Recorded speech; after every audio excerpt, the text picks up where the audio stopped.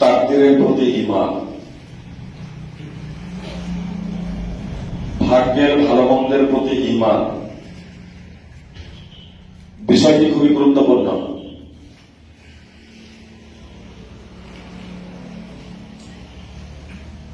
ঈমানের যে 6টি রুকুন আছে তার মধ্যে এটি 6তম রুকুন, 6 নম্বর রুকুন।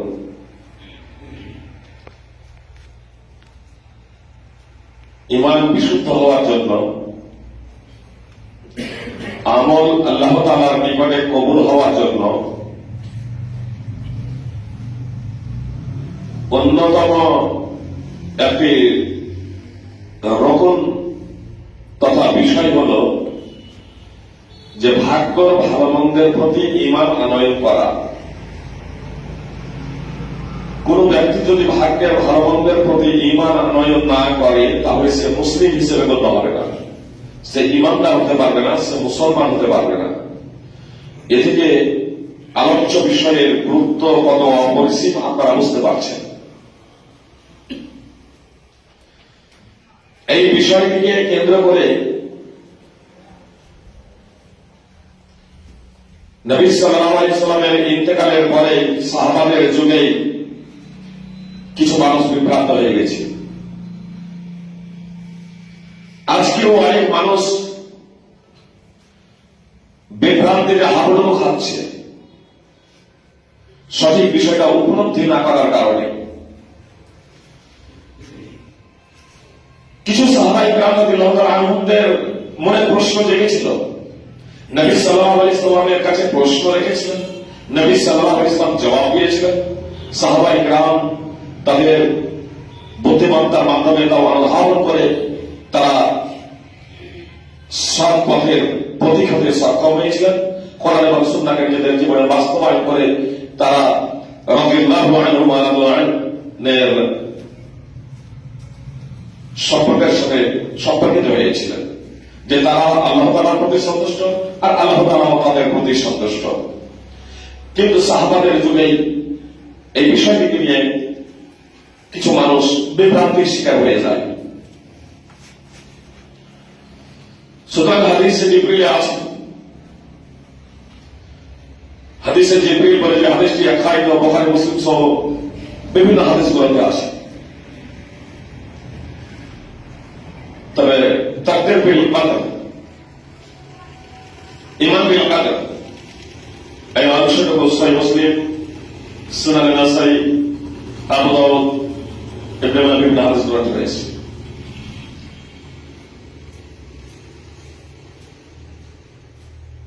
রাসূল সাল্লাল্লাহু আলাইহি ওয়াসাল্লাম ঈমান প্রসঙ্গে জবাব দিতে গিয়ে জিবরিল আলাইহিস সালাম যখন প্রশ্ন করলেন যে ঈমানটা কি, ঈমান প্রসঙ্গে আমাকে বলুন, তখন মুহাম্মদ সাল্লাল্লাহু আলাইহি ওয়াসাল্লাম জবাব দিয়েছিলেন, আনতুমিনা বিল্লাহি ওয়া মালাইকাতিহি ওয়া কুতুবিহি ওয়া রাসূলিহি ওয়াল ইয়াউমিল আখির ওয়া তু'মিনা বিল কদরি খাইরিহি ওয়া শাররিহি ওয়া তু'মিনা বিল কদরি খাইরিহি ওয়া শাররিহি। কিন্তু সহিহ বুখারী বলা হয়েছে, হাদিস নম্বর 50, সহিহ বুখারী এবং 4777, সহিহ মুসলিমে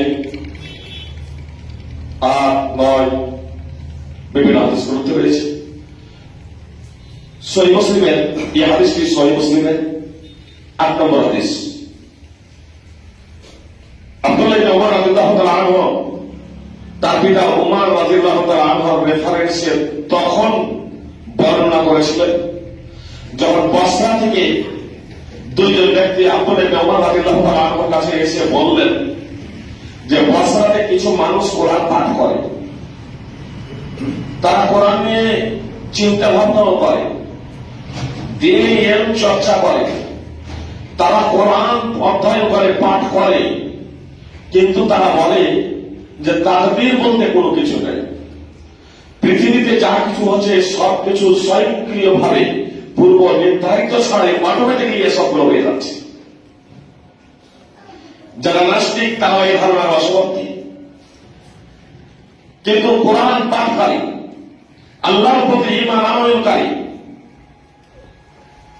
মালায়েকা তথা ফেরেশতাদের প্রতি ঈমান আনয়নকারী, নবী রাসূলদের প্রতি ঈমান আনয়নকারী, আসমানি আসমানি গ্রন্থের প্রতি ঈমান আনয়নকারী ব্যক্তিদের মধ্যেও সর্বপ্রথম বাসরাতে মাবাদ আল জুহানি এই তাকদীর প্রসঙ্গে, ভাগ্য প্রসঙ্গে অস্বীকৃতি জ্ঞাপন করেছিল যে ভাগ্য বলতে কোনো কিছু নেই, পৃথিবীতে যা কিছু হচ্ছে সবকিছু স্বয়ংক্রিয়ভাবে সংঘটিত হচ্ছে।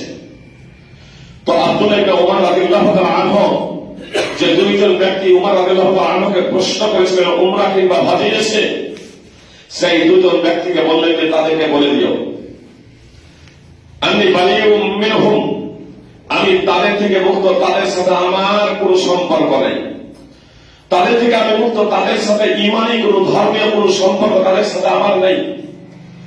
ওয়া ইন্নাহুম বুরাআউ মিন্নি, আর তারাও আমার থেকে মুক্ত, আমার সাথে তাদের কোনো ধর্মীয় কোনো সম্পর্ক নেই, দিনই কোনো সম্পর্ক নেই।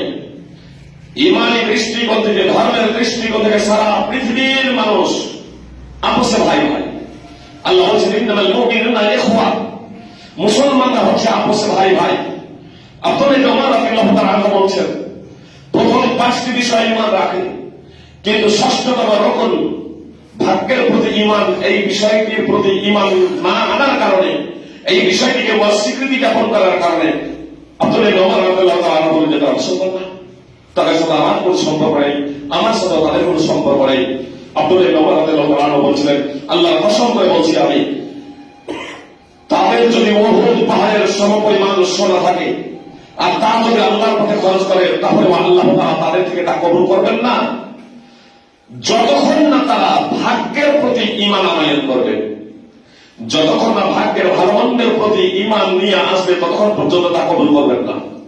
উহুদ পাহাড় বিশাল, যারা মদিনায় গিয়েছেন, উহুদে গিয়েছেন, উহুদ প্রান্তরে গিয়েছেন, তারা দেখেছেন যে উহুদ পাহাড় কত বিশাল উঁচু। উহুদ পাহাড় আর 6 কিলোমিটার দৈর্ঘ্য, 3 কিলোমিটার প্রশস্ত, বিশাল উঁচু।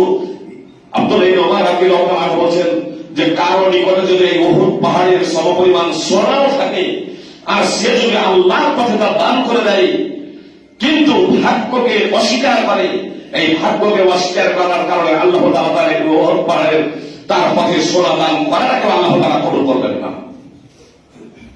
তাকদীরের বিষয়টা এতই গুরুত্বপূর্ণ। সহিহ মুসলিম হাদিস নম্বর 8। এই জন্য ভাগ্যের ভালো মন্দ প্রতি আমাদের ঈমান আনয়ন করতে হবে। ভাগ্যের বিভিন্ন স্তর আছে, ভাগ্যের বিভিন্ন স্তর আছে। আমি খুব সাধারণভাবে আপনাদের সাধারণ মানুষের যাতে বোধগম্যের মধ্যে হয়, যাতে আপনাদের বুঝতে সুবিধা হয়, যাতে আপনাদের হেদায়েত নিয়ে আসতে, হেদায়েত গ্রহণ করতে, সেটা বুঝে সেই অনুযায়ী চলতে আপনাদের সুবিধা হয়, সেইভাবে এই বিষয়টাকে একেবারে খুব সাধারণভাবে আপনাদের সম্মুখে পরিবেশন করার প্রচেষ্টা করছি। সাধারণত ভাগ্য 2 প্রকার। একটা হচ্ছে যাকে তাকদীরে মুআল্লাক বলে আর তাকদীরে মুবাররাহ। তাকদীরে মুবাররাহ মানে অটল ভাগ্য, আর তাকদীরে মুআল্লাক ঝুলন্ত ভাগ্য। তাকদীরে মুবাররাহ যা অটল, যার পরিবর্তন হয় না।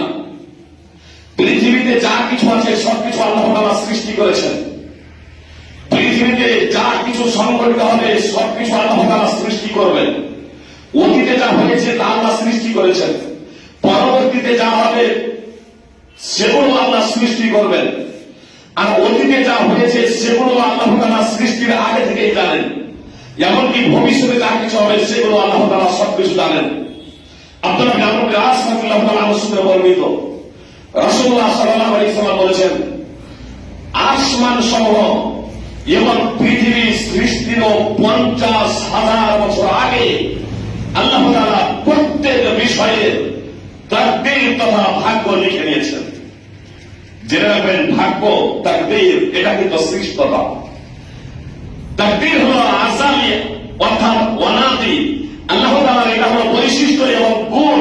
আল্লাহ তাআলা আগে থেকেই জানেন, আল্লাহ তাআলা আগে থেকেই জানেন আব্দুল্লাহ আব্দুর রহমান আমার অমুককে আমি সৃষ্টি করব। কোন সময়ে আল্লাহ সৃষ্টি করবেন, তাকে সৃষ্টি করবেন, তাকে আয়ু দিবেন, স্বাধীনতা দেবেন, সে চোর হবে না, ডাকাত হবে না, সৎ হবে। সব কিছু আল্লাহ তাআলা আছেন, আর এই সব কিছু আল্লাহ তাআলা লিখে রেখেছেন। আল্লাহ তাআলা তার অনাদি জ্ঞানের মাধ্যমে সবকিছু জানেন। আসমান জমির সৃষ্টির 50,000 বছর আগে আল্লাহ তাআলা লাউহে মাহফুজে তা লিখে রেখেছেন। সহিহ মুসলিম 2066 তাহলে আল্লাহ তাআলা আমাদের ভাগ্য আসমান জমির সৃষ্টি 50,000 বছর আগে লিখে রেখেছেন। আল্লাহ তাআলা বলেন, ইন্না কুল্লা শাইইন খলাকনাহু বিকদর, নিশ্চয় আমি প্রত্যেক বিষয় নির্ধারণ করে রেখেছি, আমি প্রত্যেক বিষয় সৃষ্টি করেছি নির্দিষ্ট পরিমাপে। ইন্না কুল্লা শাইইন খলাকনাহু বিকদর, খামখেয়ালিপনা ভাবে আল্লাহ তাআলা কোনো কিছু সৃষ্টি করেন নাই। পৃথিবীতে যা কিছু সংঘটিত হচ্ছে, যা কিছু সংঘটিত হয়েছে, সবকিছু আল্লাহ তাআলার ইলমে রয়েছে, তার জ্ঞানে রয়েছে, এবং একটা নির্দিষ্ট পরিমাপে পরিমাণে আল্লাহ তাআলা তা সৃষ্টি করছেন। সূরা কদর 54 নম্বর সূরার 49 নম্বর আয়াত। আল্লাহ তাআলা সবকিছু নির্দিষ্ট সময়ে নির্দিষ্ট পরিমাণে আল্লাহ তাআলা সৃষ্টি করেন। এমনকি মন্দ যে সমস্ত জিনিসগুলো আছে খারাপ, ভালো জিনিস তারা সৃষ্টি করেছেন। মন্দ যে সমস্ত জিনিসগুলো আছে, এখন আমাদের রাজ্যে এগুলোকে মন্দ বলছি। এমনকি যে সমস্ত জন্তু জীব জন্তু হারাম, সবকিছুর স্রষ্টা হচ্ছেন আল্লাহ তাআলা। এমনকি আমরা যেগুলো তৈরি করছি প্রকৃতভাবে তারও স্রষ্টা হচ্ছেন আল্লাহ তাআলা। আল্লাহ তাআলা বলছেন, আল্লাহ তাআলা তোমাদেরকে সৃষ্টি করেছেন এবং তোমরা যা কিছু করছো সেগুলো আল্লাহ তাআলাই সৃষ্টি করেছেন। আমরা তো জোড়া তালি লাগাচ্ছি, আমরা বিমান তৈরি করছি, এরোপ্লেন তৈরি করছি, ট্রেন তৈরি করছি, তো কি থেকে তৈরি করছি? ম্যাটেরিয়াল, বিভিন্ন পদার্থ থেকে আমরা তৈরি করছি। আমরা বিভিন্ন জিনিসকে শুধু এক জায়গায় জড়া করছি, জোড়া লাগাচ্ছি, কিন্তু এর প্রকৃত স্রষ্টা স্বয়ং আল্লাহ তাআলা। আমার স্রষ্টা আল্লাহ, এবং আমি যা কিছু করছি তার স্রষ্টা স্বয়ং আল্লাহ তাআলা। সূরা আস-সাফফাত 37 নম্বর সূরা 96 নম্বর আয়াত। তাহলে পৃথিবীতে যা কিছু সংঘটিত হচ্ছে আল্লাহ তাআলা তার স্রষ্টা। তবে আল্লাহ তাআলা আমাদের জন্য ঈমান আনয়ন করাকে, সৎ কর্ম করাকে, ভালো কাজ করাকে, এটাকে আল্লাহ তাআলা পছন্দ করেন। আর আমাদের জন্য মন্দ কাজ করা, শরীয়ত বিরোধী কাজ করা, মিথ্যা কথা বলা, চুরি করা, প্রতারণা করা, ধোঁকা দেওয়া, এগুলো স্রষ্টা আল্লাহ তাআলা, কিন্তু এগুলোকে আল্লাহ তাআলা পছন্দ করেন না। আল্লাহ চান, আল্লাহ তাআলা এগুলো আমাদের জন্য পছন্দ করেন না। আল্লাহ তাআলা আমাদেরকে স্বাধীনতা দিয়েছেন। ইন্না হাদাইনাহু সাবিলা ইম্মা শাকিরা ওয়া ইম্মা কাফুরা। আল্লাহ বলেছেন, আমি মানুষকে সুপথ প্রদর্শন করেছি, হয় সে কৃতজ্ঞশীল হবে অথবা অকৃতজ্ঞ হবে। এর স্বাধীনতা পেয়ে সূরা তাহার, যাকে সূরা ইনসান বলা হয়, ৭৬ নম্বর সূরার ৩ নম্বর আয়াত। আল্লাহ তাআলা বলেছেন, আমি মানুষকে স্বাধীনতা দিয়েছি, মানুষকে আমি সুপথ প্রদর্শন করেছি, অতঃপর সে কৃতজ্ঞশীল হবে, অর্থাৎ আল্লাহ তাআলার বিধিবিধান মেনে নিয়ে তার শুকরিয়া আদায় করবে। তারপরে আল্লাহ তাআলা নিয়ামত রাজিকে মেনে নিয়ে কৃতজ্ঞতা প্রকাশ করবে, অথবা আল্লাহ তাআলা নিয়ামত রাজিকে অস্বীকার করে সে অকৃতজ্ঞ হবে, অবাধ্য হবে। আল্লাহ তাআলা আমাকে আপনাকে এই স্বাধীনতা দিয়েছেন। এই স্বাধীনতা পেয়ে আমি এবং আপনি যদি চোর ডাকাত যদি হয়, প্রতারক যদি হয়, অসৎ যদি হয়, তাহলে এই কর্মের ফল আমাকে ভোগ করতে হবে। আমাদের সমাজে শয়তানের কুমন্ত্রণার শিকার অনেক মানুষ আছে। ওদের ইবলিশের চেলা যারা মুশরিক, তারাও এই কথা অনেক সময় বলতো, এবং কিয়ামতের দিনেও বলবে, যদি আল্লাহ যদি না চাইতেন তাহলে তো আমরা ঝগড়া করতাম না, তাহলে আমরা মারামারি করতাম না, তাহলে আমরা শিরক করতাম না। আল্লাহ চেয়েছেন বলে আমরা শিরক করেছি। এটা হচ্ছে তাদের ঘোড়া যুক্তি। সুপ্রিয় ভাই বোন, আল্লাহ মানুষকে যে বলছেন স্বাধীনতা আমি দিয়েছি, এই ভাগ্যের বিষয়টি অনুধাবন না করে মানুষ বিভ্রান্ত হয়ে গেছে। যেমন চাকরিয়া, তাদের একদিকে ভাগ্য বলতে কোনো কিছু নেই, আর একদিকে কিছু মানুষ বলে যে মানুষ তো বাধ্য, মানুষ পুতুলের মতো রিমোট দ্বারা যেদিকে পরিচালনা করবে ও সেদিকে যাবে, মানে নিজের কোনো কিছু করার ক্ষমতা নেই, নিজের বিন্দু মাত্র নড়াচড়া করার ক্ষমতা নেই। চুরি করছে তো আল্লাহ তাআলা করাচ্ছেন, ডাকাতি করছে আল্লাহ তাআলা করাচ্ছেন, প্রতারণা করছে আল্লাহ তাআলা করাচ্ছেন। এগুলো ভ্রান্ত ধারণা এবং ভ্রান্ত আকীদা। সুপ্রিয় ভাই বোন, পৃথিবীর আদালত তো মেনে নেবে না, আমি আপনিও মেনে নেব না। একটা উদাহরণ বুঝতে সুবিধা হবে। চোর চুরি করেছে, চুরি করে ধরা পড়েছে, আদালতে যখন তাকে পেশ করা হলো, তাকে শাস্তি শোনানো হচ্ছে। চুরির অপরাধে ধরা পড়েছে, তাকে শাস্তি শোনানো হচ্ছে। বা আমাদের বাড়িতে চোর চুরি করতে এসেছে, সে ধরা পড়ে গেছে, এবার যখন তাকে শাস্তি দেওয়ার জন্য আমরা প্রস্তুত, সে সময় চোর বলছে যে এটা তো আমি ইচ্ছাকৃত ভাবে করি নাই, আল্লাহ তাআলা লিখে রেখেছেন আমার ভাগ্যে, তার জন্য আমি চুরি করেছি। এ কথা শুনে আদালত তাকে ছেড়ে দেবে না? আমরা ছেড়ে দেবো? কি বলছেন? ছেড়ে দেব? কেউ ছাড়বো না, কেউ ছাড়বো না। কেন? ওর এই যুক্তি শুনবো না যে আল্লাহ আমাকে চুরি করা আছে, আল্লাহ আমার ভাগ্যে লিখে রেখেছে, এই জন্য চুরি করেছিল, তোমার চুরি করতাম না। তাহলে আদালত এটা মেনে নেবে না। মুসলিম আদালত হোক আর মুসলিম আদালত হোক, আমি আপনি মেনে নেব না। এটা আমি আপনি মেনে নেব না। চুরি করেছে, চুরির শাস্তি ভোগ করতে হবে। আল্লাহ তাআলা মানুষকে স্বাধীনতা দিয়েছেন। এই স্বাধীনতা অবশ্য নিজের খেয়াল খুশি ইচ্ছা মতো না। আল্লাহ তাআলা ভালো এবং মন্দ সবকিছুকে সৃষ্টি করেছেন, এবং আল্লাহ তাআলার ইচ্ছা, সার্বভৌম ইচ্ছা, সেই ইচ্ছার আওতাধীন প্রত্যেকে। আল্লাহ তাআলা বলেছেন, ইন হুয়া ইল্লা যিকরুল লিল আলামিন, নিশ্চয়ই কোরআন হলো নিখিল বিশ্বের জন্য উপদেশ স্বরূপ, উপদেশ মাত্র।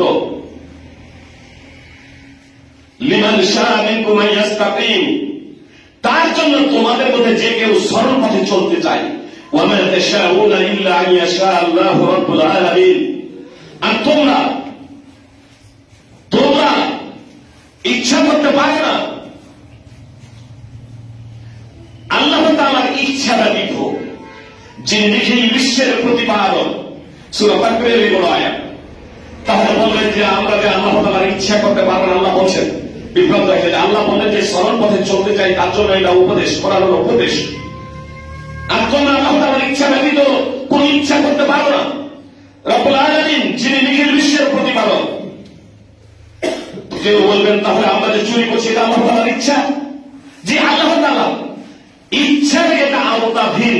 আল্লাহ তাআলা আমাকে আপনাকে স্বাধীনতা দিয়েছে, আমি চুরি করব, আমি ডাকাতি করব, আমি আমাকে স্বাধীনতা দিয়েছেন, আমি চুরি নাও করতে পারি, আমি ডাকাতি নাও করতে পারি।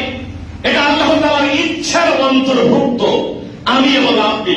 এই জন্য দেখবেন অনেকেই চুরি করতে গিয়ে আবার সে ফিরে আসে, চুরি করতে গিয়ে আবার ফিরে আসে। আমি দান করতে পারি, আবার দান নাও করতে পারি। আমার কাছে কেউ এলো, আমি দান করলাম, আবার কেউ এলো, আমি দান করলাম না। এটা আমার ইচ্ছা নেই। আর এই ইচ্ছা আল্লাহ তাআলার সার্বভৌমত্ব যে ইচ্ছা, সেই ইচ্ছার আওতাধীন। এজন্য মুহাম্মদ সাল্লাল্লাহু আলাইহি ওয়াসাল্লাম বলেছেন, মান আহাব্বা আন ইউবসাতা লাহু ফি রিজকিহি ওয়া ইউনসা লাহু ফি আসরিহি ফালইয়াসির রাহিমা। যে কেউ এটা পছন্দ করে যে তার রিস্ক বৃদ্ধি হোক, যে কেউ এটা পছন্দ করে যে তার রিস্ক বৃদ্ধি হোক এবং তার আয়ু বৃদ্ধি হোক, ফালইয়াসির রাহিমা, সে যেন আত্মীয়তার সম্পর্ক বজায় রাখে। বুখারী মুসলিমের হাদিস। মুহাম্মদ সাল্লাল্লাহু আলাইহি ওয়াসাল্লাম মাত্র হাদিসের দ্বারা আমাদেরকে বললেন যে আত্মীয়তার সম্পর্ক বজায় রাখলে, আত্মীয়তার সম্পর্ক বজায় রাখলে দুটো লাভ হবে।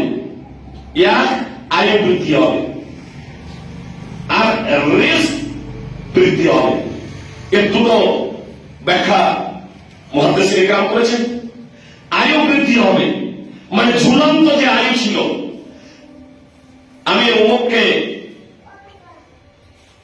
ওয়াটাল ভাগ্যে আমি ও লিখে রেখেছেন আল্লাহ তাআলা যে 50 বছর তাকে আয়ু দেওয়া হলো, লৌহে মাহফুজে লিখে রেখেছেন।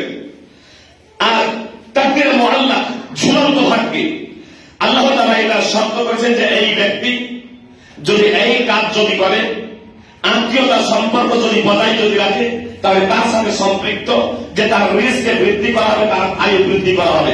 অর্থাৎ 5 বছর, এখানে 50 বছর ছিল, এখানে 45 বছর, মানে 5 বছর বৃদ্ধি। একটা তাৎপর্য। আর দ্বিতীয় তাৎপর্য হচ্ছে যে ওই অল্প সময়ের মধ্যে আল্লাহ তাআলা আমাকে এমন ভালো কাজ করার তৌফিক প্রদান করবেন যা দীর্ঘ সময়ও সেটা করা সম্ভব ছিল না। যেমন উম্মতে মুসলিমের জন্য আল্লাহ তাআলা, আগেকার মানুষ অনেক অনেক বছর ধরে বাঁচতেন, কিন্তু উম্মতে মুসলিমের জন্য আল্লাহ তাআলা লাইলাতুল কদর রমাদানে এমন একটি মর্যাদাময় রজনী রেখে দিয়েছেন যে সেই রাত্রে কেউ যদি ইবাদত করে তাহলে হাজার মাস অপেক্ষার ইবাদত থেকে এই ইবাদত উত্তম। রিস্ক আপনাকে দেওয়া হবে, সেই রিস্কের মাধ্যমে বরকত হবে, সেই রিস্কের মাধ্যমে আপনি বরকত লাভ করতে পারবেন। এর তাৎপর্য ওলামায়ে কেরাম। আর একটা হচ্ছে প্রকৃত অর্থেই 45 ছিল সেখানে 50 বছর আপনার আয়ু করে দেওয়া হবে। লাভে মাহফুজে আমার আপনার আয়ু কতটা লেখা আছে, আমার আপনার আয়ু কতটা আছে, এটা আমরা কেউ জানি না। এমনকি 2 বছর আগেও, আমার মৃত্যুর 2 বছর আগেও ফেরেশতারাও জানেন না, মালাকুল মউত তিনিও জানেন না 2 বছর আগে। আবার তার কারণ তখন তাকেও এটা স্থানান্তরিত করা হয় নাই। সুপ্রিয় ভাই বোন, মানে 1 বছর আগে, 1 বছরের মধ্যে পৃথিবীতে যা কিছু সংঘটিত হয় এই বিষয়গুলো ফেরেশতাদেরকে হস্তান্তর করা হয়, ফেরেশতাদেরকে জানিয়ে দেওয়া হয়, তখন তারা অবগত হন যে 1 বছরের মধ্যে কি সংঘটিত হতে যাচ্ছে। 1 বছরের মধ্যে তো লৌহে মাহফুজে যা কিছু আছে তার জ্ঞান একমাত্র আল্লাহর কাছে আছে। আল্লাহ ছাড়া কার কাছে তার জ্ঞান নেই। আলহামদুলিল্লাহ ওয়াসসালাতু ওয়াসসালামু আলা রাসূলিল্লাহ। আম্মা বা'দ, আউযু বিল্লাহি মিনাশ শাইতানির রাজীম। ইন্না আল্লাহা ওয়া মালাইকাতাহু ইউসাল্লুনা আলা নাবিয়্যিহি আল্লাযীনা আমানু সাল্লু আলাইহি ওয়া সাল্লিমু তাসলিমা। আল্লাহুম্মা সাল্লি আলা মুহাম্মাদ ওয়া আলা মুহাম্মাদ ওয়া সাল্লিম আলা ইব্রাহিম ওয়া আলা আলি ইব্রাহিম ইন্নাকা হামিদুম মাজিদ। আল্লাহুম্মা বারিক আলা মুহাম্মাদ ওয়া আলা মুহাম্মাদ ওয়া বারিক আলা ইব্রাহিম ওয়া আলা আলি ইব্রাহিম ইন্নাকা হামিদুম মাজিদ। ইন্না আল্লাহা ওয়া মালাইকাতাহু ইউসাল্লুনা আলা নাবিয়্যিহি আল্লাযীনা আমানু সাল্লু আলাইহি ওয়া সাল্লিমু তাসলিমা। আল্লাহুম্মা সাল্লি আলা মুহাম্মাদ ওয়া আলা মুহাম্মাদ ওয়া সাল্লিম আলা ইব্রাহিম ওয়া আলা আলি ইব্রাহিম ইন্নাকা হামিদুম মাজিদ। আল্লাহুম্মা বারিক আলা মুহাম্মাদ ওয়া আলা মুহাম্মাদ ওয়া বারিক আলা ইব্রাহিম ওয়া আলা আলি ইব্রাহিম ইন্নাকা হামিদুম মাজিদ। সুপ্রিয় ভাই, আপনাদের সঙ্গে তাকদীরের বিষয় নিয়ে আলোচনা করছিলাম। সাধারণত আমাদের খুব বিষয়টি খুব সহজভাবে বোঝানোর জন্য আমাদের জীবনে এই বিভাগটাকে যদি আমরা যদি পাট করে ভাগ করব মনে করি, তাহলে 4টি স্তরে এই তাকদীরকে ভাগ করা যেতে পারে। একটা হচ্ছে দৈনন্দিন জীবনে আমাদের তাকদীর। দৈনন্দিন জীবনে প্রত্যেক দিন আল্লাহ তাআলা বলেন কুল্লা শাইইন হুয়া ফি শান, কুল্লা শাইইন হুয়া ফি শান। আল্লাহ তাআলা বলেন প্রত্যেক দিন আল্লাহ তাআলা গুরুত্বপূর্ণ কর্মে নিয়োজিত। প্রত্যেক দিন দৈনন্দিন জীবনে আল্লাহ তাআলা গুরুত্বপূর্ণ কাজ করতেই আছে। সূরা রহমান 55 নম্বর সূরা 29 নম্বর আয়াতের অংশ বিশেষ। প্রত্যেক দিন পৃথিবীতে যা কিছু সংঘটিত হচ্ছে এটা আল্লাহ তাআলা অনবরত করতে আছেন। ধনীকে কখনো গরিব বানাচ্ছেন, গরিবকে কখনো ধনী করছেন, কখনো সুস্থ ব্যক্তিকে অসুস্থ করছেন, কখনো অসুস্থ ব্যক্তিকে সুস্থ করছেন, কাউকে ক্ষমা করছেন, কাউকে বিপদে ফেলছেন, কাউকে বিপদ থেকে উদ্ধার করছেন। পৃথিবীতে যা কিছু অনবরত ঘটতে আছে অনবরত, এ সব কিছু আল্লাহ তাআলার কর্ম, এই সব কিছু আল্লাহ তাআলার কর্ম। এই জন্য আল্লাহ তাআলার কাছে সদা সর্বদা আমাদের কল্যাণ প্রার্থনা করা, কল্যাণ কামনা করা একান্ত কর্তব্য। প্রত্যেক দিন তিনি সবগুলো পরিবর্তন করতে থাকেন, প্রত্যেক মুহূর্ত আল্লাহ তাআলা এই সবকিছু পরিবর্তন করতে থাকেন। এই জন্য সদা সর্বদা আল্লাহ তাআলার প্রতি ঈমান আনয়ন করত, তার তৌফিক কামনা করা, তার প্রতি আশা রাখা, তার শাস্তিকে ভয় করা, এটা আমাদের একান্ত কর্তব্য। তার কাছে ক্ষমা প্রার্থনা করা আমাদের একান্ত কর্তব্য। সুস্থতা কামনা করা একমাত্র তার কাছে আমাদের প্রার্থনা করা কর্তব্য। আল্লাহ তাআলা আমাদের সুস্থ রাখেন, তার জন্য আমাদের সদা সর্বদা তার কাছে প্রার্থনা করা কর্তব্য। তারপর প্রত্যেক দিন আল্লাহ আমাদের সবগুলো সংঘটিত করছে। আর একটা হচ্ছে বাৎসরিক, যাকে তাকদীরে হাউলি বলে, এটা হলো তাকদীরে ইয়াউমি, দৈনিক তাকদীর, অর্থাৎ দৈনিক ভাগ্য হতেই আছে। আর একটা হচ্ছে তাকদীরে হাউলি, অর্থাৎ বাৎসরিক, সারা বছরে যা কিছু সংঘটিত হবে সারা বছরে। আল্লাহ তাআলা বলেন ইন্না আনজালনাহু ফি লাইলাতিন মুবারাকাহ, নিশ্চয় আমি পবিত্র কোরআনকে বরকতময় রজনীতে অবতীর্ণ করেছি। কোরআন প্রসঙ্গে আল্লাহ বলছেন আমি নিশ্চয় বরকতময় রজনীতে অবতীর্ণ করেছি। ইন্না কুন্না মুনজিরিন, নিশ্চয় আমি সতর্ককারী। ফিহা ইউফরাকু কুল্লু আমরিন আমরাম মিন ইনদিনা ইন্না কুন্না মুরসিলিন। আল্লাহ তাআলা বলছেন ফিহা ইউফরাকু কুল্লু আমরিন আমরাম মিন ইনদিনা। আল্লাহ তাআলা বলছেন যে এই মর্যাদাময় রজনীতে, বরকতময় রজনীতে, লাইলাতুল মুবারাকাত যে বরকতময় রজনী, সেটাই হচ্ছে মর্যাদাময় রজনী। লাইলাতুল মুবারাকা এবং লাইলাতুল কদর একই রাত্রি, সেটা হচ্ছে রমাদানে। তো এই বরকতময় রজনীতে, মর্যাদাময় রজনীতে আল্লাহ তাআলা বলছে যে প্রত্যেক গুরুত্বপূর্ণ বিষয়ে ফায়সালা করা হয়। প্রত্যেক গুরুত্বপূর্ণ বিষয়ের ফায়সালা করা হয়। আল্লাহ তাআলা বলছেন আমার নির্দেশে আমি রাসূল প্রেরণ করি। সূরা বুখারীর আয়াত।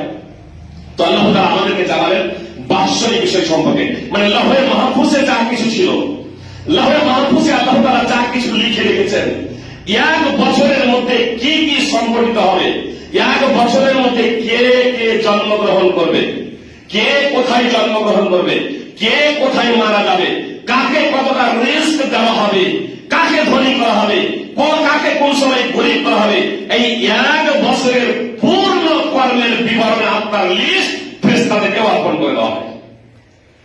এবার যেহেতু আল্লাহ তাআলা এক বছরের লিস্ট ফেরেশতাদেরকে দিয়ে দেন, তখন ফেরেশতারা আপসে বলা বলি করে, ফেরেশতাদের কাছে আসে, এর থেকে অনেক সময় আপনার শয়তানে শুনে নেই, জিনেরা শুনে নেই, তখন তার দোষর তার বন্ধুদের কানে কানে বলে দেয়। এই জন্য অনেক সময় দেখা যায় যারা ও যা বলেছে তার কথা শোনা মিলে গেছে, আসলে ওই চুরি করে আল্লাহ তাআলা যে মালায়েকা ফেরেশতাদেরকে দিয়েছেন, সেখানে তারা যখন আপসে বলা বলি করেছে, তখন সেই বিষয়টা অবগত হয়ে গিয়ে তারা অনেক সময় বলে দেয় যে অমুকের ছেলে হবে না অমুকের মেয়ে হবে বা অমুকের ছেলে হবে, মানে আগে পেয়ে গেছে সংবাদ, মালায়েকার কাছে এসেছে, সেখান থেকে তারা চুরি করে স্মরণ করে সেই বিষয়টা অনেক সময় বলে দেয়। আল্লাহ তাআলা এক বছরে যা কিছু সংঘটিত হবে সেই বিষয়টা মালায়েকাদেরকে অর্পণ করে দেন, জানিয়ে দেন। লাউহে মাহফুজ থেকে আগে থেকে লেখা আছে, এটা প্রত্যেক বছরে আপনার ফেরেশতাদের কাছে স্থানান্তরিত হতে থাকে, এক বছরের মধ্যে যা কিছু হবে। এই জন্য আব্দুল্লাহ ইবনে আব্বাস রাদিয়াল্লাহু তাআলা বলছেন যে তুমি দেখছো কোনো ব্যক্তি এই পৃথিবীতে চলাচল করছে, কিন্তু ফেরেশতার লিস্টে তুমি মৃত, ফেরেশতার কাছে লিস্ট চলে এসেছে, ফেরেশতার কাছে বলা করবো আমাদের কাছে আপনার আমার লিস্ট পৌঁছে গিয়েছে, যদি এক বছরের মধ্যে যদি আমার যদি মৃত্যু হয় তাহলে মৃত্যুর তালিকায় আমার নাম ফেরেশতার কাছে আছে। আল্লাহ তাআলা আগে থেকেই জানেন, কিন্তু ফেরেশতাও অবগত হয়ে গেছেন যে আমি মারা যাবো, বেরিয়ে আসছেন তখন কোন জায়গায় মারা যাবো, এটা একমাত্র আল্লাহ তাআলা জানেন। সুপ্রিয় ভাতৃ, আর একটা হচ্ছে তাকদীরে উমরি। এই তাকদীরে উমরি বলতে সারা জীবনে আমার আপনার যে আয়ু, পূর্ণ জীবন, এই পূর্ণ জীবনে আমি কি করব, আমি কি খাবো, আমি কি করব, আমি কি খাবো, আমি সৎ না অসৎ, আমার কতটা আয়ু, এ টোটাল আমার লেখা হয়ে গেছে। সুতরাং আব্দুল্লাহ ইবনে মাসউদ রাদিয়াল্লাহু তাআলা আনহু সূত্রে বর্ণিত হাদিস, বিখ্যাত হাদিস, সহিহ বুখারী মুসলিম সহ বিভিন্ন হাদিস গ্রন্থে রয়েছে। সহিহ বুখারী হাদিস নম্বর 3208 এবং 3332।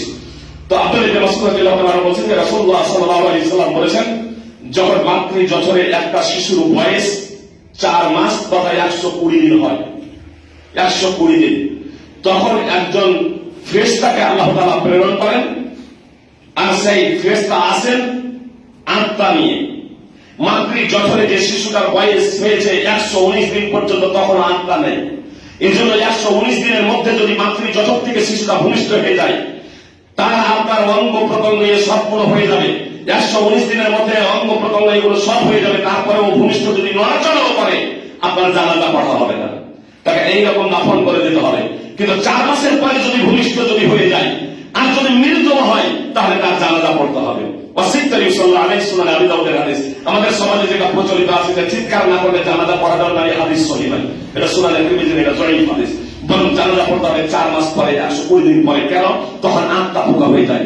তো রাসূল সাল্লাল্লাহু আলাইহি ওয়াসাল্লাম বলেন যে একজন ফেরেশতা আছেন, আত্মা কখনো ফুকান না, আগে 4টি জিনিস লিখে দেন।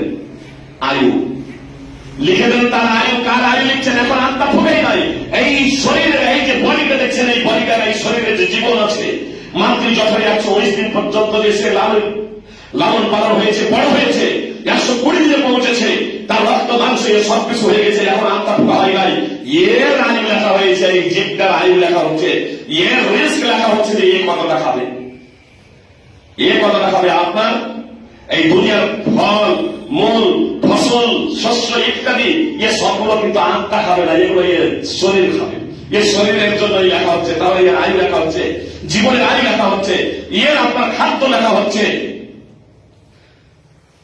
এর খাদ্য লেখা হচ্ছে, এর আয়ু লেখা হচ্ছে, রিস্ক তথা খাদ্য লেখা হচ্ছে, এর আমল লেখা হচ্ছে, কর্ম লেখা হচ্ছে, যে কি করবে না করবে। আল্লাহ তাআলা জানেন, সেই তার অনাদি জ্ঞানের মাধ্যম দিয়ে জানেন যাবে ভাইজি সাহেবকে 60-70 বছর আয়ু, এই 60-70 বছরের মধ্যে সে কি করবে এটা আল্লাহ তাআলা জানেন। সেই বিষয়টা মালাইকার মাধ্যম দিয়ে আল্লাহ তাআলা লিখে দিচ্ছেন, এই শরীরের জন্য লিখে দিচ্ছেন আয়ু, তার রিস্ক এবং তার আমল, এবং লিখে দিচ্ছেন যে সৎ নামাসৎ। এই 4টি জিনিস লিখে দেওয়ার পরে সুম্মা ইউনফাখু ফীহি রূহ, মুহাম্মদ সাল্লাল্লাহু আলাইহি ওয়াসাল্লাম বলেন তারপরে আত্মা ফুঁকে দেওয়া হয়, তারপরে আত্মা ফুঁকে দেওয়া হয়। অতএব আমাদেরকে